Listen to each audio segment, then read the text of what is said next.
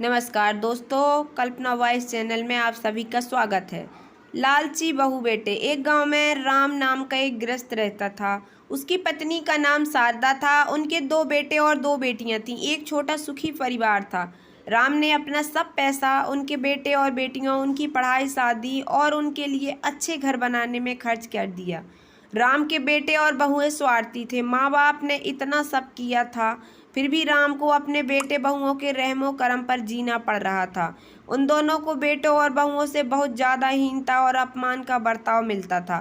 अचानक एक दिन राम की मृत्यु हो गई। वजह से वो बेचारा तो इस दर्द से मुक्त होकर गए। शारदा मत अकेली रह गई। शारदा ऐसे ही उदास माना स्थिति में मंदिर गई। वहां उसे उनकी बचपन की सहेली सुमन मिली।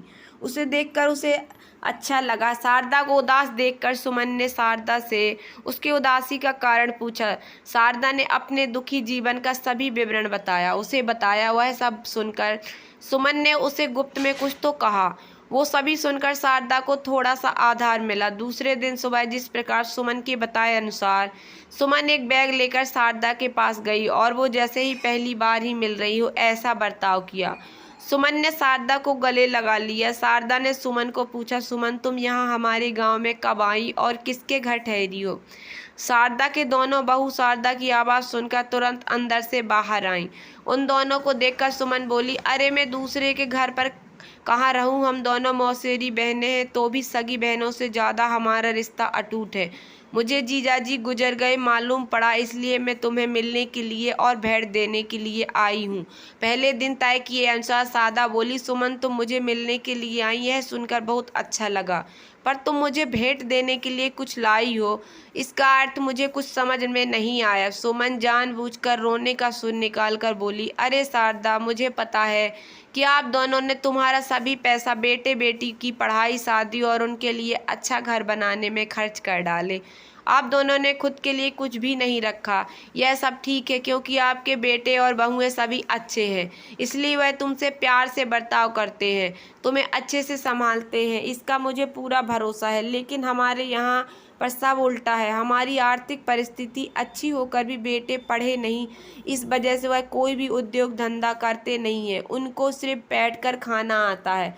अमीर है, इस वजह से उनकी शादी भी हो गई, परंतु उनकी पत्नियां हम दोनों का बार बार अपमान करती रहती हैं और मेरे बच्चे वह देखकर भी कुछ भी नहीं बोलते। उन्हें फिर सुमन आँख पोंछने का नाटक कर और वह आगे बोली, ऐसा परिस्थिति में हम दोनों जीने की इच्छा नहीं होती और अब हमारी ज़िंदगी में इतनी बची है, इसलिए मैंने तय किया कि मेरे पति का नज़दीकी कोई भी नहीं है और तुम्हारे सिवा मेरा भी कोई नहीं है, इसलिए सब पैसा बेटों को देने के बजाय तुम्हें आधे पैसे दे दूं। ऐसा विचार करके मेरे पति की रजामंदी से 26 तोला सोने के 10 से 14 गहने 60,000 इस बैग में लाई हूँ। इस बैग में 46,000 की नोटें और 1 रुपये की 7,000 नाणे हैं।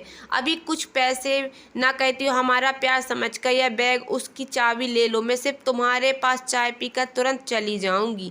सुमन का यह बोलना सुनकर सास की बहन कोई सामान्य औरत नहीं है, बल्कि बहुत अमीर औरत है और धन की तिजोरी साथ लाई है। ऐसा विचार करके शारदा की बड़ी बहू प्यार का नाटक करके उनको बोली, क्या मासी, आप इतनी जल्दी क्यों जा रही हो? अभी आए हो, रहो हमारे घर 2-4 दिन। आपके बेटे बहू भी नई पीढ़ी के, इस वजह से आप उनके तरफ ध्यान मत दीजिए। आप दोनों पति पत्नी ने आपका जीवन यशस्वी किया है, वैसे ही हमें भी उस बारे में मार्गदर्शन किया तो अच्छा होगा और कैसे जीवन जीना है हमें भी समझ में आ जाएगा। तभी सुमन उसे बोली, मेरे पति के दोस्त आज प्लेन से रात को 12 बजे हमारे घर आने वाले हैं, इस वजह से मुझे जाना होगा घर। एक मनुष्य के जीवन में ऐसा प्रसंग आता है कि उसकी वजह से उसकी आंखें खुलती हैं और वह मनुष्य समझदार होता है, उसे मार्ग दिखता है। ऐसा बोलकर सुमन चाय पीकर वहां से चली गई। सुमन के जाने के बाद शारदा के दोनों बेटे और बहू उनसे बहुत अच्छा बर्ताव करने लगे, बहुत प्यार और देखभाल करने लगे।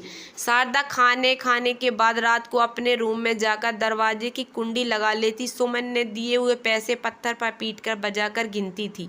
नाड़ों का आवाज रात के समय स्पष्ट उनके बेटे और बहू को सुनाई देता था और उनका शारदा पर ज्यादा और प्यार बढ़ने लगा। ऐसा 5-6 महीने तक चलता रहा, लेकिन पैसे गिनने का काम मात्र नहीं हो हो रहा था। शारदा ने अपने मरने तक चालू रखा। शारदा के आखिरी 6 साल खुशियों में बीते, परंतु एक दिन अचानक शारदा की मृत्यु हो गई।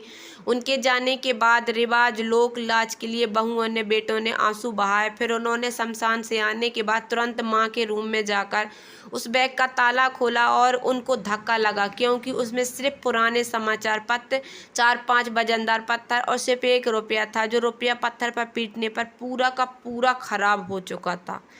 तो दोस्तों, कैसी लगी आप लोगों को ये कहानी? जो बेटे बहू पहले अपने माँ बाप को प्यार नहीं करते थे, वो पैसे की लालच में ही सही प्यार करने लगे थे। तो देख लीजिए, आज के ज़माने में लोग माँ बाप से ज़्यादा पैसों की अहमियत को मानते हैं। अगर आप लोगों को ये कहानी थोड़ी सी भी पसंद आई हो तो प्लीज़ मेरे वीडियो को लाइक कर देना। चैनल पर नया आए हो तो प्लीज़ सब्सक्राइब कर लेना और ज़्यादा से ज़्यादा शेयर करना। धन्यवाद दोस्तों।